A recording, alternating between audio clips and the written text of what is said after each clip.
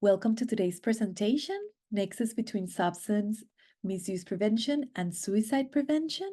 Before we begin, I would like to note, next slide please, would like to note that today's presentation is provided free of charge and is available in the public domain. Also, the information presented in today's views and opinions are the presenter and does not reflect official positions of HSS or SAMHSA. Please let us know if you have any questions about this disclaimer. Next slide, please. So today we have a real treat. We have Heidi Peterson Dutson, a certified prevention specialist currently employed as an administrator and regional director of the Department of Health and Human Services, Offices of Substance Use and Mental Health.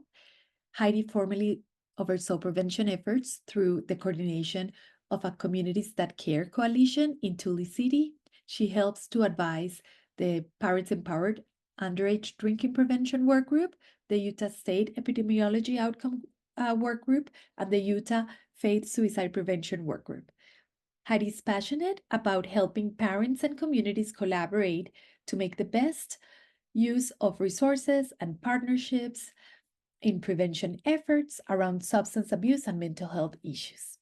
So go ahead, Heidi, take it away, and Azra and I will be here for your questions in the chat or comments. So we'll be monitoring the chat. Go ahead, Heidi.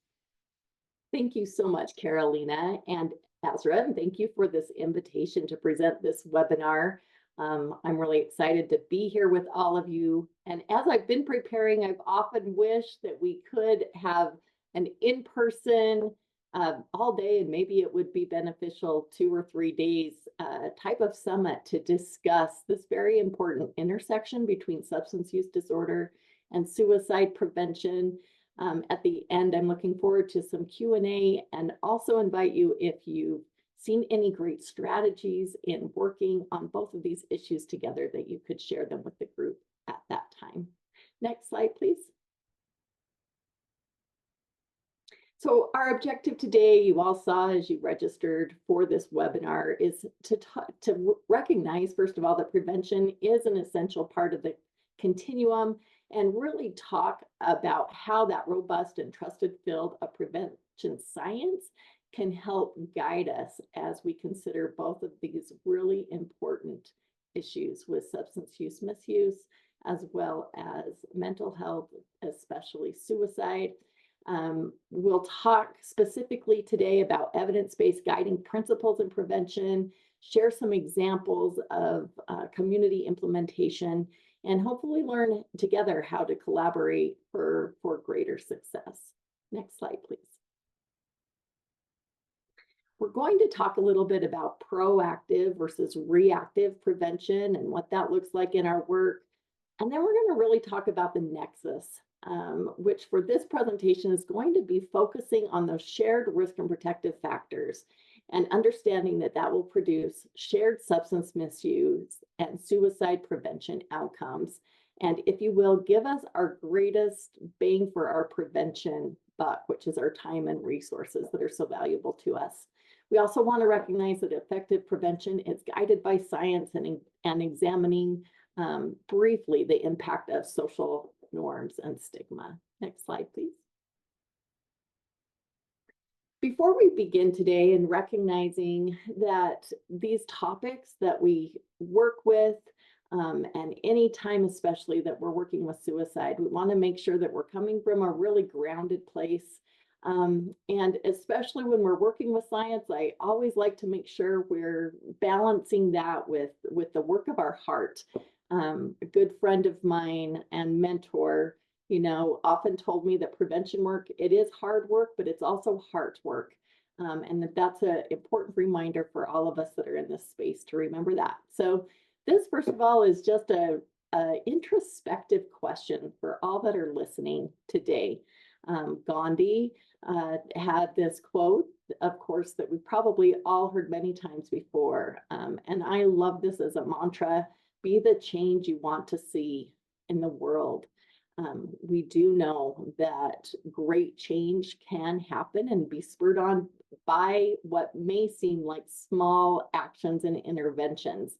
in our space. So I want you to just take a moment and reflect on, how do you hope that your community, your state, the people that you serve will be better in 5 years because of the work you do today, particularly in this space? So just take a moment, jot that down on a sticky note or a notepad if you have that, and let's set that intention together today. Next slide. I wanted to just briefly share why this topic is so important to me. As I've talked to prevention specialists, really, all throughout the country, I have found that prevention usually isn't one of those careers that when you're 8 years old and talking in grade school or giving a report about what you want to be when you grow up, that people mention. And oftentimes prevention finds people, and that's what happened to me. My upper education and work experience until I was about 35 was in the world of business, specifically in insurance and flexible spending accounts and HSAs. I took a little bit of time off to be with my family. And during that time, a friend asked me if I would be willing to take an evidence-based parenting class in my community because they were really struggling to get butts in seats, as we say. And she did a little bit of twisting of my arm, and that they were going to have to cancel this class if I couldn't show. And little did I know that saying yes to her that night would actually change the trajectory of my career, because I fell in love with prevention science that night. It was so reassuring to me as a parent, as a community member, to understand that there was a field of science that could really help us intervene early to create environments that were most conducive to prevent suffering of many different kinds. So I want to highlight just a couple of things, and this will just kind of display my why and what drives my passion for this work. On the left there, you see a picture of a young man named Drake and his mom, Sammy Jo. Drake was 12 years old a couple of years ago when he took his life by suicide. He lived here in my neighborhood, and I've become friends with Sammy Jo since this time, and have been able to talk with her and understand her world and her perspective on this terrible loss and feel with her through that. On the far right, this is my good friend Sherry.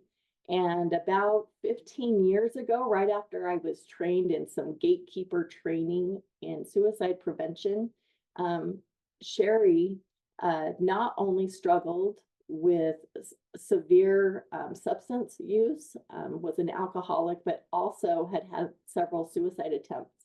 Sherry, I'm very happy to say, today is happy and thriving. She has been sober for about 3 years, and every time I talk to her, we celebrate her recovery. And then there in the middle, when I started prevention, these were my four littles. These kids, are what my world revolved around. And as I started to learn prevention science, I could see some of the risk factors that were in their lives, and they, of course, became my driving why for why I wanted to do everything within my own home domain, within my community, and help impact reach as far as I could for the benefit of others. Next slide, please. So as we've set that stage, and in the spirit, if any of you are familiar with Jeff Linkenbach's positive cycle of transformation with his science of the positive, it's important to start again from that heart space and what he calls spirit. What is our why? What is our reason? So again, I encourage you to jot down in a place that's private and special to you. What is your why? Who are those people that inspire you every day to do the work that you do? Next slide, please. So as we begin to dive in today, just want to take a 30,000-foot view here and frame the problem. So when it comes to those that we lose by suicide on the national level, we know that provisional data from the CDC informs us that there were over 50,000 deaths by suicide in 2023. That is up from the year before. And to put that into perspective, if you consider the size of a 737, that seats about 180 to 200 people, that's the equivalent of 264 of those airplanes going down each year. And I'd just like us to consider for a minute, if that were the case, if we were losing that many people to airplane crashes, what might our personal response be? What would our community response be? And on a state and national level, what would that response be? Certainly, we would say, this is a problem. It's going to halt travel by air, which has all kinds of impacts. And we would dedicate all kinds of resources to knowing how to fix that problem. So we understand that this is an issue in our nation right now. And of course, it's very important in the work that we do to do all that we can to prevent it. Next slide, please. I thought this data was really interesting, and this also highlights in our particular region how we do have more deaths by suicide in our region than in other regions of the state. In this slide, you can see the blue areas have a higher crude rate, that meaning those areas in blue, the rate is 19 to 20 per 100,000 people. And in green, it's 5 to 18 per 100,000.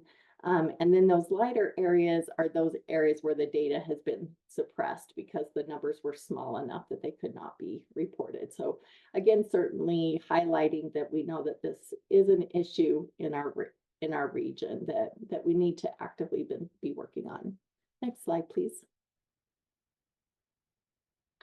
And then as we look at the other side of the coin with deaths due to drug overdose, we see how those have trended up. The darker blue being opioid specific. We're all aware that the nation over the last decade and beyond has had an opioid epidemic, but certainly there's other substances at play. And as we move through this decade, seeing substances like fentanyl and others are of growing concern.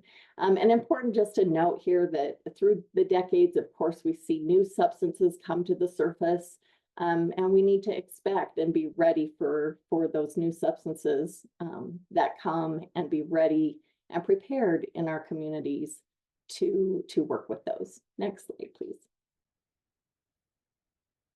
So a couple things to keep in mind when we're talking about suicide and substance use disorders simultaneously. We need to understand that the relationship between these two is very complicated and very much like a large puzzle. And it's relatively new research. I'm really excited every time I see anything about these two substances together in terms of research or presentations, and I'm going to share some additional resources with you today that I have found beneficial and interesting in the work that I do. But this is still relatively new as we try to understand and put these pieces together. For all of you that are out there doing local prevention work, I would empower you to know that the work you do is important, and you can be part of putting this puzzle together and the work that you're doing and the evaluations that you do. And as we put these pieces together nationally and locally, we can better work together to address the issues in a united and in a comprehensive way. Also, just a reminder that how we talk about suicide and substance use disorders matters. I appreciate the reminder from the PTTC as we started today that words matter, and safe language and being trauma informed will actually enhance our ability to see the big picture and reduce risk for ourselves and for others. Next slide, please. So with that foundation being laid, kind of like us all to take a deep breath today and actually imagine that you know nothing about prevention. Some of you might feel like you still know next to nothing to prevention if you're starting out. And one of the things I actually love about this field is that state of curiosity is always important because it is still a new enough field that we don't know everything yet. And so there's always lots more for us to learn. But if you can, for just a moment, try to wipe that slate clean. Imagine that you don't know much about prevention science. However, you know there's a big problem with substance use and mental health in your community.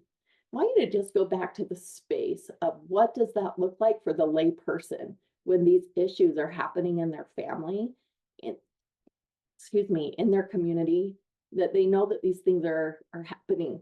What kinds of things do you think? What kinds of things do you feel? And what kinds of things would you be prompted to do because of those thoughts and feelings? Excuse me here for 1 second. So oftentimes these emotions, these thoughts, they're out of personal grief, they're out of personal fear, and often those actions that lead that are very well intentioned can be reactive. And of course, we know from the history of substance use that often those are well intentioned, but in the long run, and when science bears it out, often don't do anything to reduce the problem, and in some cases actually make it worse. Next slide, please.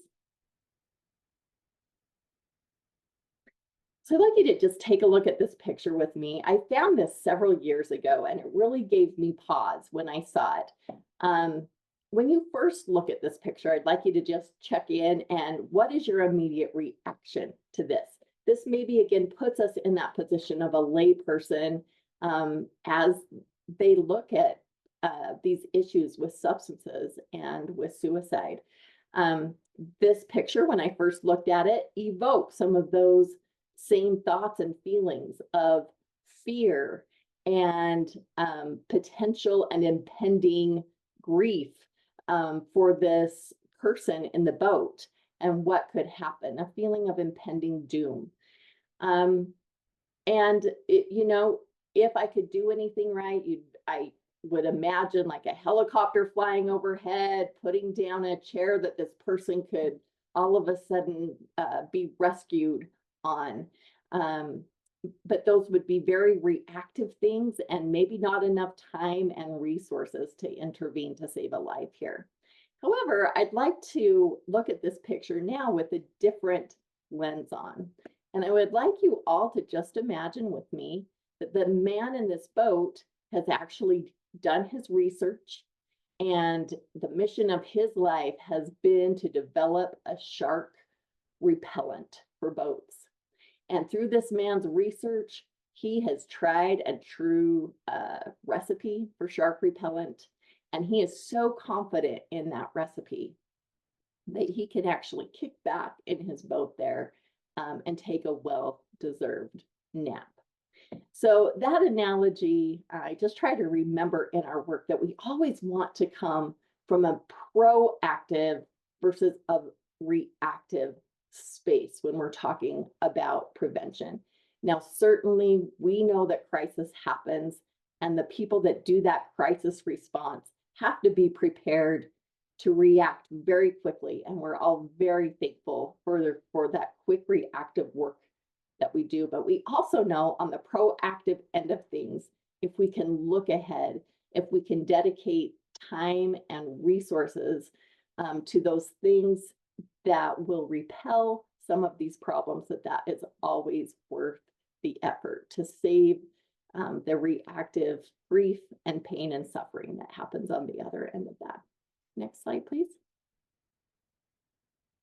One of my favorite quotes is by the great Maya Angelou. She says that we do the best we can until we know better. And then when we know better, we do better. I love that. And again, thinking of this from a lay person's perspective, it's important that we meet our audience where they are and show them that there is research and science out there that can empower them to do better for the people that they love and care about. Next slide, please. So the exciting news is that we do have over 4 decades now of research that shows us really strong evidence that behavioral health of all types can be prevented. The past now 40 years have been filled with proof that prevention works.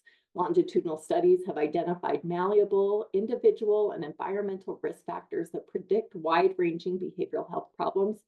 Research has also identified positive attributes and protective environmental influences that buffer or minimize the adverse effects of exposure to risk. So here is the good news, and here is that news that I would bring to the person in the community, that we have evidence, we have research. We can look under the covers, so to speak, and say what's happening in our community, what's happening in our families, and what impact can we have to reduce risk and increase protection around those things. Next slide, please. So many of you are probably familiar with this. And I just want to highlight here how the continuum of care has evolved over the years. This is back what it looked like in 2006. We understand that we've got a prevention slice there that's about 30% of this 180 degrees shape that we have there. And we've got that divided out into universal, selective, and indicated populations. Next slide, please. When this was recently updated in 2019, this is good news for prevention. You can see that along with promotion, prevention now takes over 50% of the spectrum of mental emotional behavioral interventions, as it was renamed. And they have recognized and put promotion throughout the continuum, recognizing that this is important, that we keep our eyes on resources on promotion and prevention throughout the continuum. And we're going to talk a little bit more about this as we share some examples today. Next slide, please. So what do we know for sure? First of all, we know that the public health approach must be utilized. We understand that that has worked for us when it comes to reducing the amount of fatalities for car accidents, for example. Public health approach worked to understand that as we put seatbelts on folks and create policy and legislation and change social norms, that we can reduce those risk factors and literally add a protective layer with a seatbelt that can save a lot of lives. We see this also with heart attacks and health disease, as we're working in a healthy way to help people minimize their risk for heart attacks, and do those things like exercise and eating well that can be protective for them. Again, we have that 40 years of research that we can trust and inform us, and we can continue to stay tuned and stay posted to new research, cutting edge research, so we can be informed. And then, of course, we know that collaboration is required, not just something nice or fluffy to do, but absolutely required. While we can all make a difference in a small way to create lasting and synergistic change in our communities, states, and in our nation, it needs to be comprehensive and collaborative. Next slide, please. So what is the public health model? We know that this embraces a comprehensive approach to community change. Instead of focusing efforts on changing individuals, this model looks at changing the environment and the associated risk factors that surround those individuals. And in a broad sense, this would include social determinants of health, as well as other risk factors that we'll talk more about. Next slide, please. So when I'm talking about the public health model, specifically risk factors and protective factors, to me, this really is the currency of the work that we do. If we were all in the corporate world, we would be looking at the bottom line of what were our profits? How much did our value go up? And to me, this is how I think we can measure our success. How are we impacting risk? Are we decreasing it? And how are we adding protection that buffers against that risk? Next slide, please. Again, so important to understand that when we're talking about risk and protective factors now, that those things are going to have interrelated things that are both display risk as well as protection. So I want to display just a couple of those things. Obviously, while more research is needed on this association of different drugs, drug combinations, and self-medication on suicidal behavior, what research has shown so far is that diagnosis of alcohol misuse or dependence is associated with a suicide risk that is 10 times greater than the suicide risk in the general population. So we do know that there's a strong impact there, and that those that inject drugs are at approximately 14 times greater risk for suicide. And in addition, acute alcohol intoxication is present in about 30 to 40% of suicide attempts. Next slide, please. So I mentioned at the onset here that I wanted to just highlight some resources that I have really loved, listened to them several times because there is new and emerging research in this field. This first one is from Dr. Nora Balco with the director of NIMH. This is a very intriguing discussion between the two of them on some of the relationships there. I've included links to several of these presentations so that you can take the time to go deeper into some of their research and national perspectives that way. But we know that nearly 1 in 12 adults in the USA has a substance use disorder, and opiates, including heroin and prescription painkillers, are present in 20% of suicide deaths in the United States. Next slide, please. So it's also very fascinating to look specifically at alcohol and its relationship to suicide. One of my very favorite presenters on this is Jason Kilmer, and the Pacific Southwest PTTC invited him to do a presentation here on that association. And I found this webinar especially intriguing and really good, where he talks about how alcohol specifically has this impact. And I've heard Jason say this several times, that alcohol prevention is suicide prevention. I watched this, I realized he was actually quoting Laurie Davidson from the Suicide Prevention Resource Center. So giving credit to both of them, we do know that as we work upstream to prevent misuse of alcohol, that we're also preventing suicide. Next slide, please.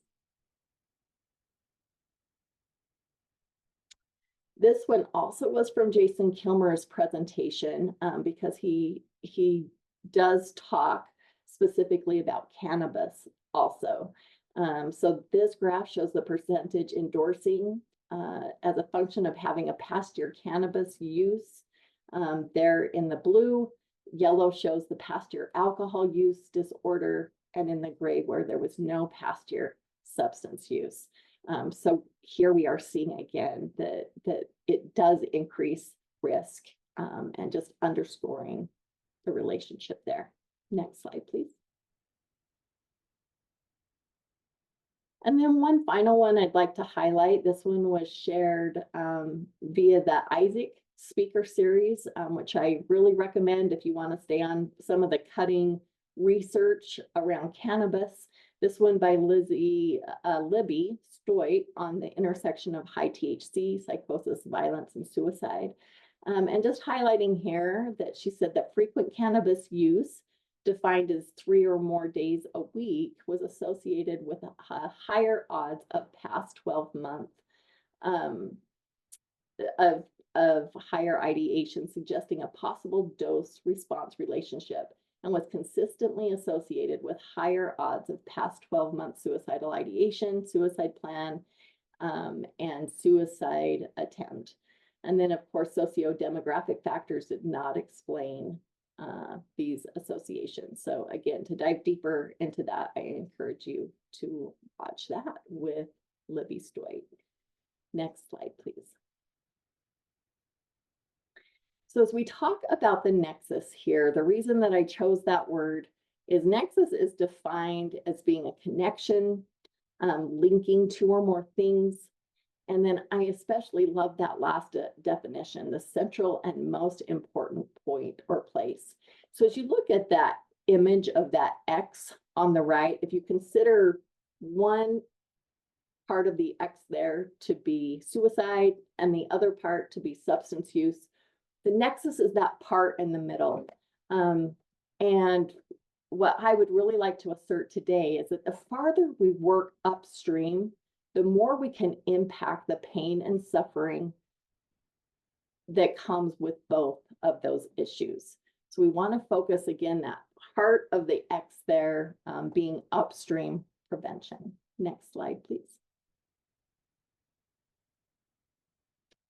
So we're probably all familiar with the prevention parable and this idea that we want to move upstream to prevent as many people needing the ambulance at the bottom or in those downstream efforts.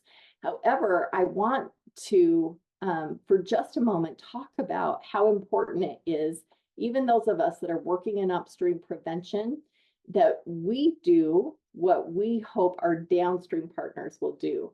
And that is take the time to understand and share their resources and learn the importance of those strategies in our own personal lives and in our own community. And as we do that, you know, hopefully they also can learn our upstream policies, procedures, and partner with us in that. So I want to give just a couple examples of that. Next slide, please. So what does this look like? So for substance use, we can be prepared and know what naloxone is and how to use it. Do we carry it in our own personal vehicles or have it in our home? Do we promote appropriate screenings that help identify and give appropriate diagnoses for people that need treatment? We can become acquainted with some of the best treatment resources in our area, as well as recovery services, and then work with people that are in recovery services. I often say that people that are in recovery are some of the most passionate prevention partners that we can have out there. Nobody knows better than they do the pains of substance use disorders, and they're often very passionate to make a difference. What they don't know is, much like we talked about at the beginning, they're often, you know, very inspired to make a difference, but they don't have that knowledge on hand to understand what really makes a difference. And so as preventionists, as we partner with them, we can help remind them that instead of going into high schools and sharing the blood and guts of their addiction, that maybe they can join a coalition and help teach the community some of those same skills that are helping them stay sober in their recovery. Things like positive anger management skills, refusal skills, how to make a decision, how and when to seek help for emotional stress so that there's not self-medication. And then on the suicide part of the coin there, are we ourselves trained to know how to help those that we love and care about in a suicide crisis?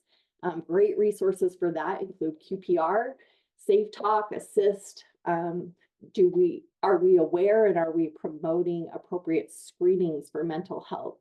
And then of course, same thing, are we aware of mental health in treatment facilities and taking advantage of those and recommending those that could use them? Next slide, please. And then it's important that we find ways to professionally collaborate and incorporate these tools in our personal lives. We could share those resources, maybe in our prevention-oriented classes or workshops, get trained ourselves. We can carry naloxone and use new skills to keep our loved ones safe. Next slide, please. So this has had a personal benefit to me. About 15 years ago, I was at a point in my prevention career where I was running a local Communities That Care coalition where I live in Utah. And one particular year, this picture on the left shows one of my sons who happened to be the senior class president of his high school that year. And they lost 4 class members to suicide that particular spring. And this really rocked my son's boat. And at the time, I was doing substance use prevention, and I did not know a lot about the suicide prevention world. Well, understanding that this was becoming a problem in our community, we were able to create some great partnerships. And I myself was trained to teach QPR as a gatekeeper training. Now I understand, and I do want to call this out, sometimes we have to be very delicate with funding, and we have to figure out how to braid that kind of funding, but we need to find a way to partner so that we can have that collaborative and synergistic benefit. Well, little did I know that once I received that QPR training, that I would become acutely aware that my oldest son, who's pictured there with me on the right, was at high risk for suicide ideation. And, you know, as a prevention specialist, but even more as a mom, I was so grateful for those skills. And I will never forget actually coming home from a QPR training and knowing that if I, you know, was going to be integrous in the work that I did, that I had a responsibility to ask my son about his own suicide ideation. One of the hardest phone calls and conversations that I had. And in that moment, understanding that my son did have a lot of risk at that time. He was experiencing, you know, really stressful time in life, and he had some serious depression. As I talked to him about that and finally got that out and asked him if he had ever had thoughts of suicide, you know, he paused and he told me, "Mom, yes, I have thought about that." And he told me, "Thank you for asking him that." And he told me at that time that he didn't feel like he could do that, but that he really appreciated that I could ask him that question. And I would have never guessed from the 6 months prior to this that that information would impact my family and my life so profoundly. And of course, over the next several months, and even sometimes now, we will have this conversation again. For the most part, he is thriving and doing very well. But I've often wondered if I hadn't learned those skills, if the story would be different. Next slide, please. When it comes to messaging, this is really important in suicide prevention. And those of you that work in this space know that we could do a whole webinar and then some on this. But it's important to give accurate information about suicide and substance use, and that we stay calm, that we're straightforward and confident in that information that we're sharing. We want to make sure that we're not blaming or scapegoating and teach others to not do that. Of course, we don't want to focus on specific details of a death, such as a method, a note, or a location. We want to address anger, which is a very natural byproduct emotion. When it comes to suicide, we want to address that feeling of responsibility and ownership that we have. That's very unique to deaths by suicide. And we want to promote help seeking.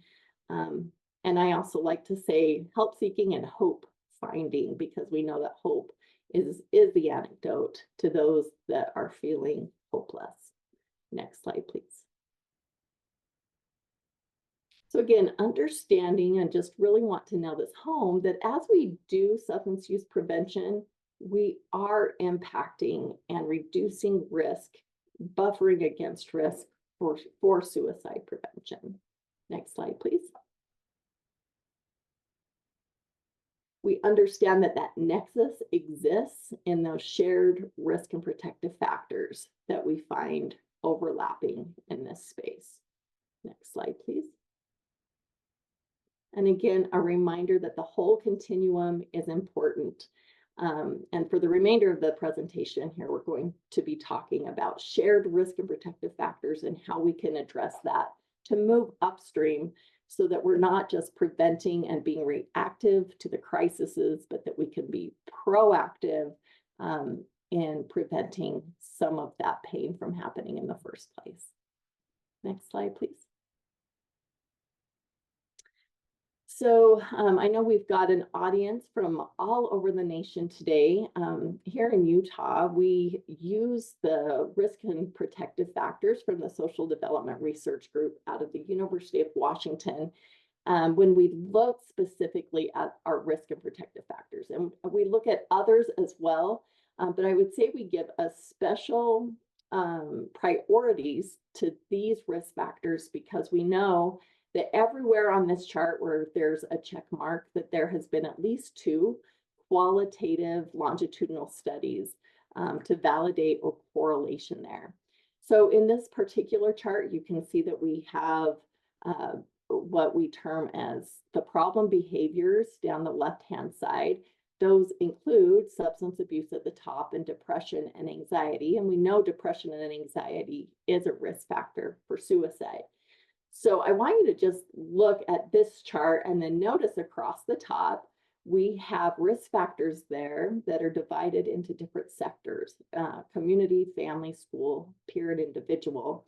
And again, wherever there's a check, we know that there have been at least 2 qualitative longitudinal studies. They're showing a correlation or some level of predictive factor. And we'll identify these here in just a moment. Next slide, please. And then same thing on the protective side.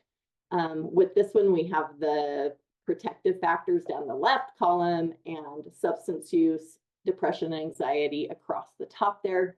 Again, recognizing that wherever those check marks are there, that they have been well earned with those longitudinal and qualitative studies. Next slide, please. So to break that all down so you don't have to quickly digest that information from the chart, here are some of the shared risk factors, and the ones that have an asterisk by them are from the Social Development Research Group. So we know when kids are in transitions and mobility, and I will highlight that these are for youth because again, we're talking about moving upstream. Where there's a family history of the problem behavior, we understand that risk is up.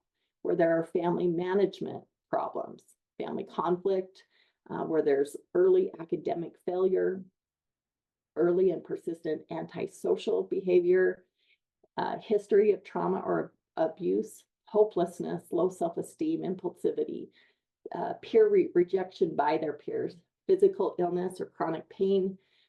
Of course, we know with suicide that if there's been previous suicide attempts, that they're at greater risk for suicide, but also for substance use.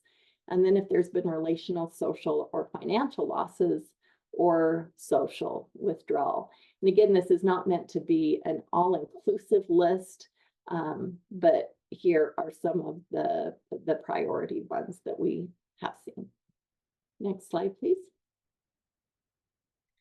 And then here's a list that's also important of those shared protective factors. So again, when we're talking about protective factors, these are things that buffer against that risk. Some of these are inborn or innate. Others can be created or taught. But we find that when there's greater cognitive competence, same thing with social behavioral competence, if they have a belief, and I would also say a hope here in their future, things that they're looking forward to. Where we have pro-social norms, we're going to talk a little bit about that in a few minutes as it comes to, relates to stigma. Recognition for positive behavior, those kids that are given kudos and encouraged in the good things that they do, that buffers against other risks that they may have present. If they're bonding to pro-social others, an optimistic outlook, if they have good coping and problem-solving skills, understand child-rearing responsibilities, if they have cultural and religious views that discourage suicide, this often can create a mindset that is protective. If they have productive employment, especially if they enjoy that employment, they're involved in community activities. If they perceive that there are clear reasons why they want to live. Again, that one points us to a sense of hope, that they have hope and things in their life that they enjoy. If they know how to access and if they're receiving effective treatment or care as needed. And then the sense of resiliency, right? And strong self-esteem. Sobriety, of course, is a protective factor against suicide. And then having strong family bonds.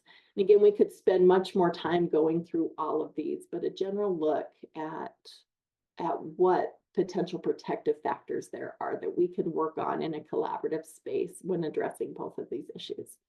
Next slide, please. I want you to consider Cher's story. I mentioned her at the beginning as to part of my why. So I want to tell you just a little bit more about Cher's story. And I mentioned to you kind of, gave it away there at the beginning that Sherry is thriving now. She has a career that she loves, and she's been sober for about 3 years now, and has had that much plus some since there has been an attempt of suicide on her life. And Sherry's an advocate now, and she wants to do everything that she can in her family and in her community to make a difference. And so we've had a chance to have a lot of conversation. And I found it interesting as a prevention specialist when I talk to people that have a recovery story, that have experienced suicide attempts, to take some time and talk to them about their life as it pertains to these risk and protective factors. So Sherry shared with me that when she was an adolescent, that there was high family conflict, and that her mom and dad had to work a couple of jobs. Mom and dad weren't really equipped to understand, and she was quite private about some of the hard things that were going on in her life. And this led her to be in a state of confusion. And then she had some peers that were using alcohol. So there was availability, there was access, there was friends that were using substances. And as I talked to her about these, like certainly there could have been things or interventions mom and dad could have taken an evidence-based class in parenting. And she asserts that if they would have had some of those skills from those classes, that very well might have prevented the onset of her alcohol use, which then through the cycle, the terrible cycle of addiction, led to several suicide attempts. And we're thankful to have Sherry still here with us. So just a different lens there to think about how we can partner with recovery, and hearing some of their stories and how that can inform us in looking at shared risk and protective factors, and really listening to them to understand that relationship better. Next slide, please. So of course, once we have these risk and protective factors, it's important that we use evidence-based frameworks, such as the strategic prevention framework, that we're going about this soundly with the science that we have in place, and then bringing these stories and all of this knowledge and the skills along with us to build capacity and impact, and ultimately better outcomes in our community. Next slide, please. So I would ask you to consider what shared and upstream risk and/or protective factors will you choose to address both of these problem outcomes in your community, and what might that look like? Next slide, please. Again, here is our list of our shared risk and our shared protective factors. Where would we go to find out what of these exists? Of course, we want to rely not on our own personal opinion or what we know, but wherever possible, the best data sources. Those PNA surveys, YRBS surveys, different community data that you have, archival data from your collaborative partners, from your medical facilities, and from law enforcement can help inform us on this. Focus groups in our communities. Next slide, please. And then as we identify those shared risk and protective factors, we can select and prioritize those so that we can make a plan to address them. So assuming, let's say that we've done a thorough needs assessment, these could be some shared things that we've decided to work on, where there's increased access to lethal means or substances. If there's high levels of family conflict or poor family management, as was in my friend Sherry's case, antisocial behavior, lack of peer or family or community connectedness, a lack of coping and problem-solving skills, lack of access to effective treatment, if we have high levels of transitions and mobility, or negative social norms around help seeking. These may be things that we could work on together to address both outcomes. Next slide, please. So here we have a sample logic model of what this looks like. I know some people out there love a good logic model. Some people may be a little bit leery of them, and it took me a little while to fall in love with logic models, I have to admit, but I love them now because they help us to make sense in our work. And I found when I can't, make a strategy make sense on a logic model, it's probably a good sign to me that I need to back up, go back to the drawing board and really make sure that we're addressing the risk in a comprehensive way so that we can have the best impact.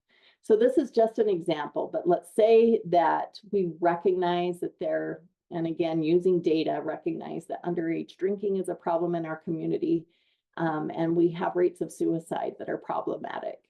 Again, we want to look at the why, and this being the risk factors associated with this. And again, not just because we've taken a look or through guesswork, but because we've done a thorough risk and protective factor data analysis assessment. In this case, we've identified that antisocial behavior is an issue, and family management for suicide. I want to point out here, could it be that poor family management is also contributing to underage drinking? Yes, of course. And again, that's the beauty of moving upstream, because we know as we work on those shared risk factors, we're going to impact not just substance use, but to potentially our mental health outcomes too. So then we talk about, okay, but why here? We want to lift the covers on that a little bit more. For antisocial behavior, this community has identified that the school climate is not conducive to connectedness. This might be, right after a pandemic and people still trying to figure out how to come together and to be more connected. And then also finding that youth are drinking alcohol at parties. On the family management side, when we ask why here, what's happening, if we assume this is a mining town and parents work 12-hour shifts, kids are home a lot, that would explain why some family management's happening. And also maybe there's some attitudes there where parents are providing alcohol to youth in the home.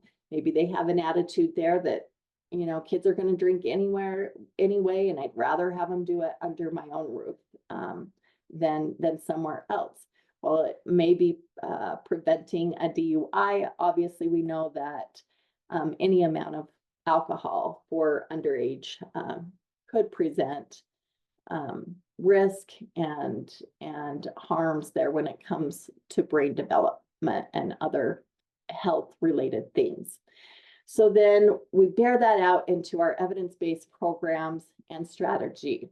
Let's assume that this particular community chose to implement the good behavior game, which is evidence-based to help kids feel more connected, more accountable. Of course, the good behavior game shows several positive outcomes. So we get even more bang for our buck in terms of protective factors and reducing risk.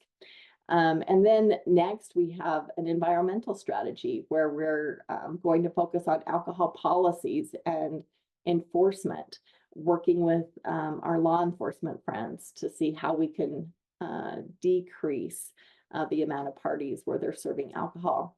And then on the family management side, working with partners to implement after school programs so kids aren't alone as much, so they have more sense of connectedness, learning skills there that are protective, and then to couple that with an evidence-based parenting program, such as guiding good choices or strengthening families, or this could be a number of different evidence-based interventions out there.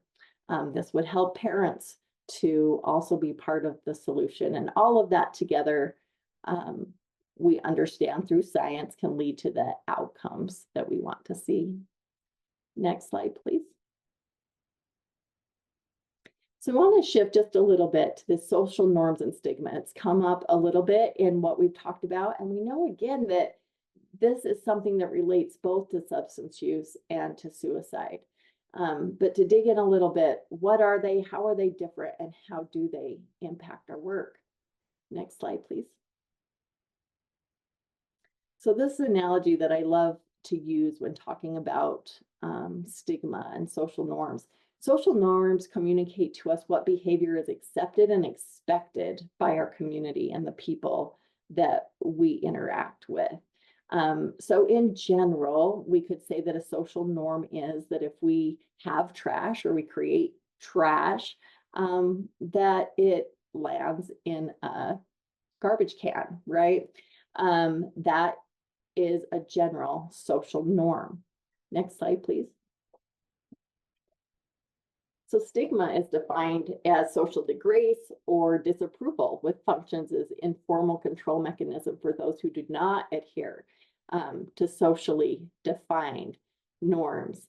So again, this is generally a universal acceptance of stigma, that if we saw somebody driving down the road and just disposing of their plastic water bottles out the window, especially in a public park or something like that, that would be something that in general we would disapprove of and not find okay. So in general, we want to be aware of how these expectancies and the stigma is related to substance use. Particularly often, people that are struggling in recovery or struggling in their substance use disorder may feel isolated, may feel shamed, may feel judged, and this can increase risk for suicide. Same thing with those that are struggling with mental health. Do they have safe and supportive communities? Maybe in their faith group, in their family, in their community? Do they have supportive places where they can go and feel accepted in those spaces? Next slide, please. So of course, important to understand what those look like. Here's a couple more examples. So this first one, most of the parents in a small rural town grew up together. It's a long established rite of passage for boys to have their first beer with their dad when they turn 16. Again, this is pointing to a social norm that actually increases risk for substance use. People expect it. It's a rite of passage. When we're looking at prevention, we can look at messaging to counterbalance that and do parent education about how maybe that may be how it's always been, but because science and research have informed us of the harms of that, we can start to shift some of those attitudes. And that doesn't happen overnight, but it's important work to engage in. Second example here, a religious community often provides meals and compassionate service for people experiencing medical issues. But when someone is experiencing mental health issues, it is quickly believed they are just trying to get attention and no service is extended. So again, we see that this is an example of stigma. And you can imagine if you're the one in that situation or someone that you love, how very much that might increase your risk and make you feel more isolated and more judged.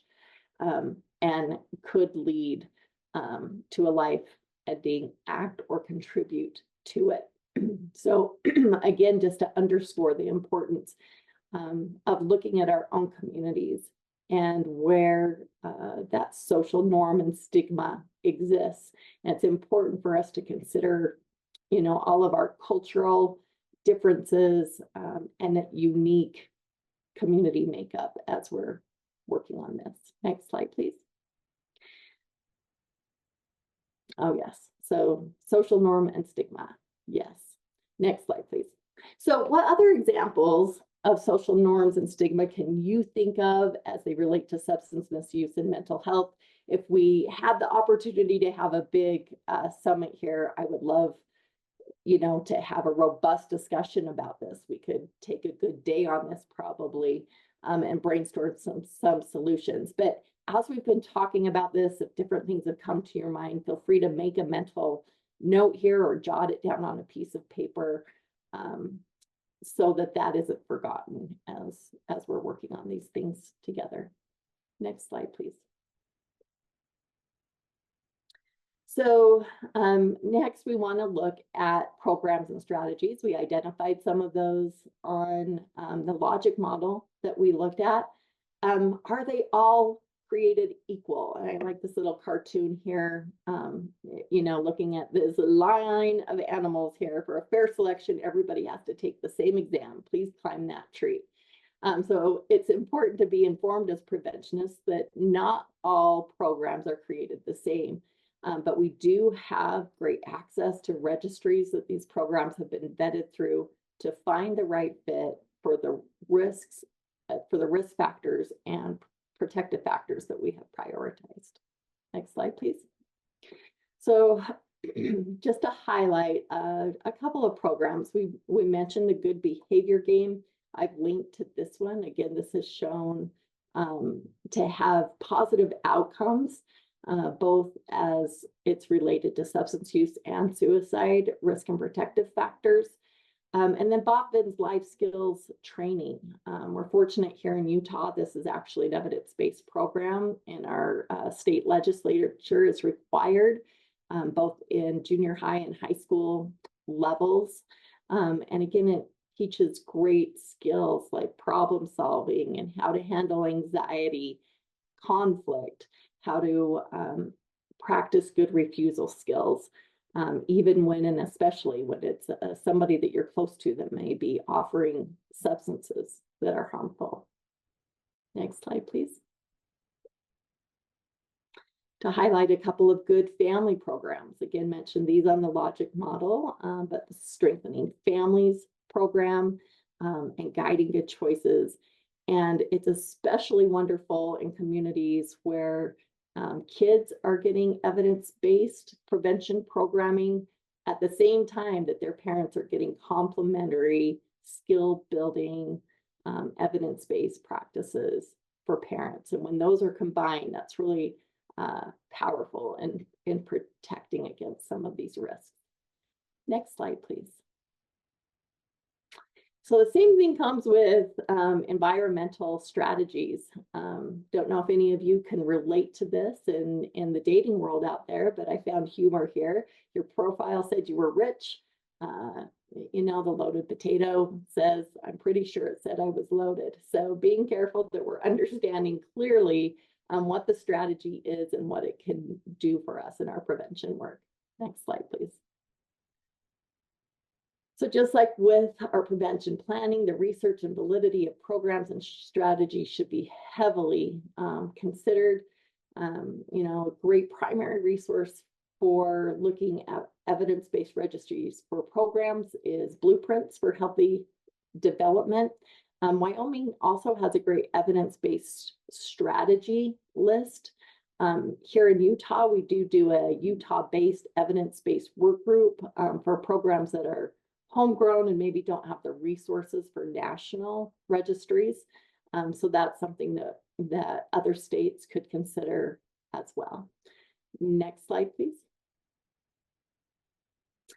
This again is a screenshot of Wyoming's Great Prevention Depot that can give you some, it's a great place to start when looking at different strategies easy to navigate, and they've done a good job with that website there.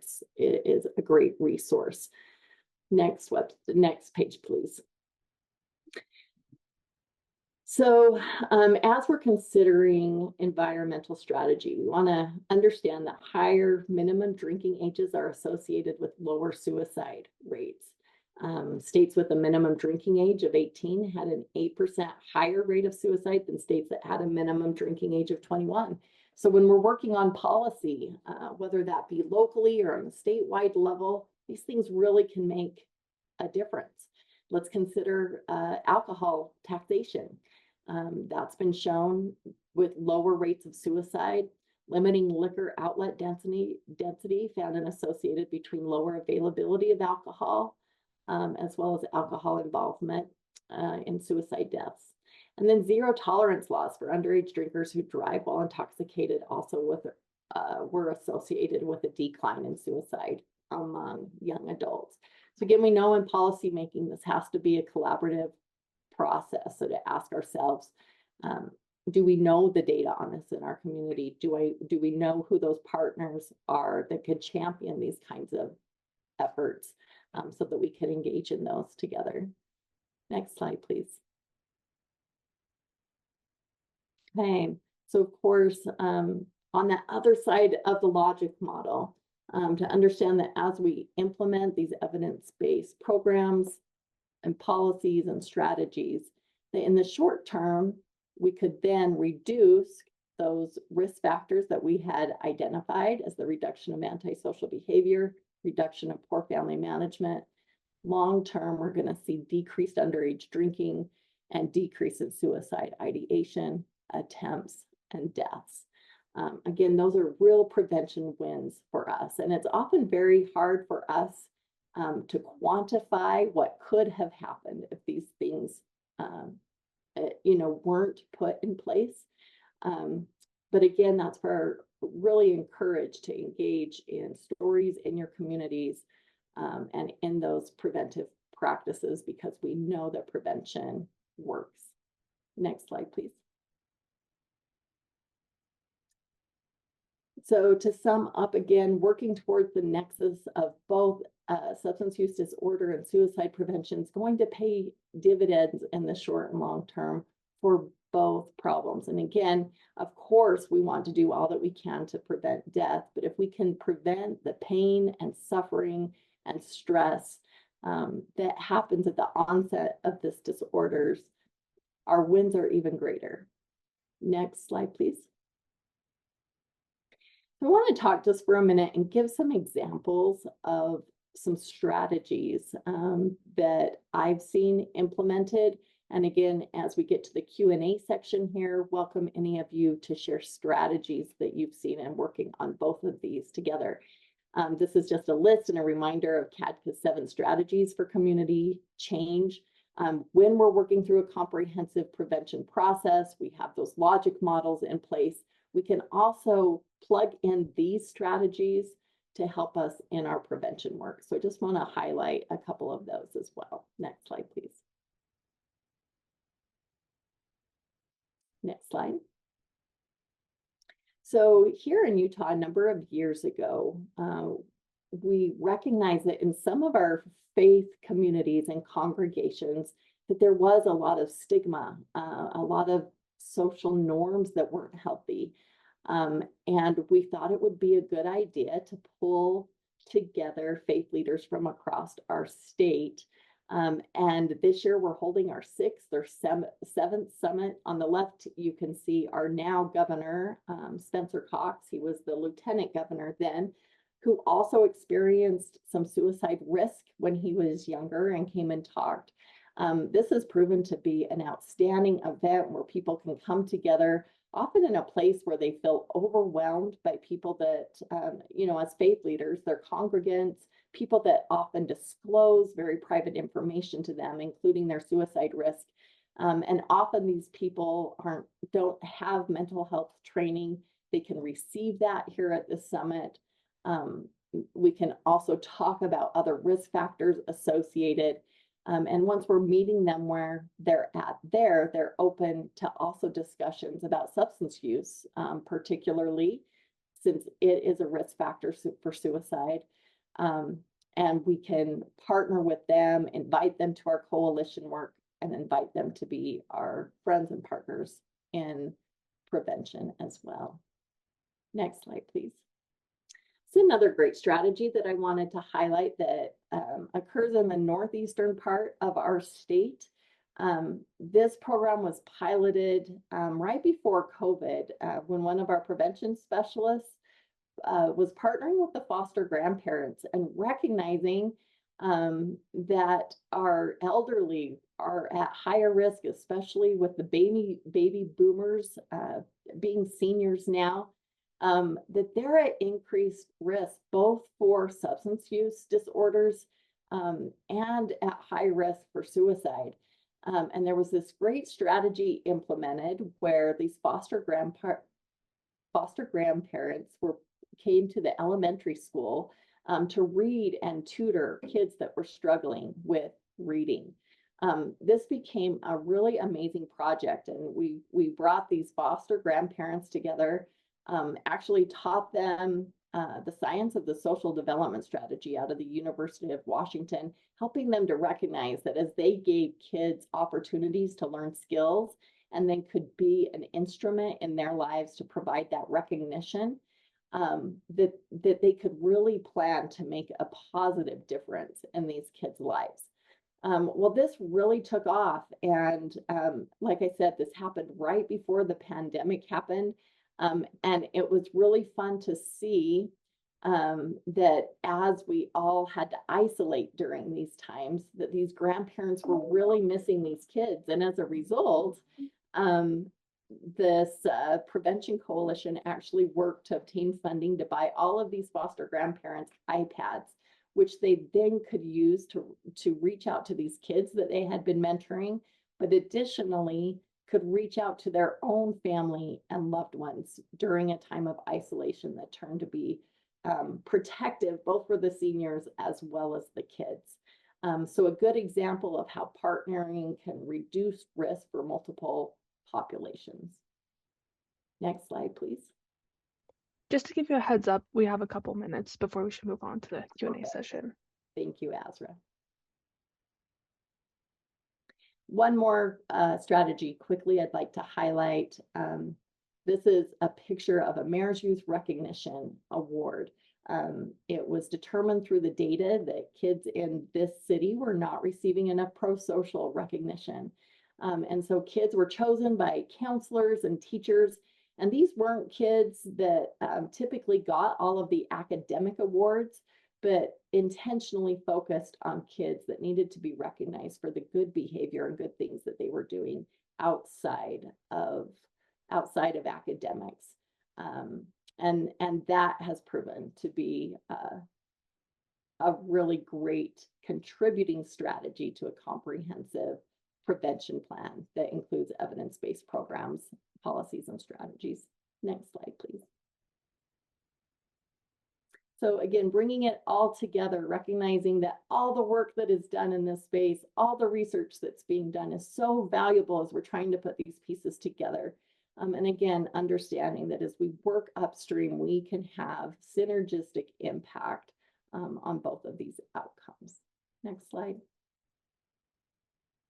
Just a reminder here at the end, this is a term, this play it forward was a term that my son's basketball coach always told them when the refs perceivably made a horrible call, and he would tell them to play it forward. If you stay where you are, you'll get stuck and you're not going to be able to to make a good play in the next minutes that are coming up in the game. I've found that this is so important also in our work when it comes to substance use and in suicide, that we take the time to grieve the losses. They may be personal sometimes, and we need to give ourselves that space, but that we use that also as an opportunity to grieve forward and to provide hope for others. When we know better, we do better. Again, I want to thank you all for being here today and sharing this space. And with that, I will turn it back to Carolina and Azra for our Q&A. Thank you so, so much, Heidi, for this wonderful webinar and presentation, both linking the evidence that is available to us, as well as some very moving stories, personal stories. So I really appreciate your willingness to be with us today.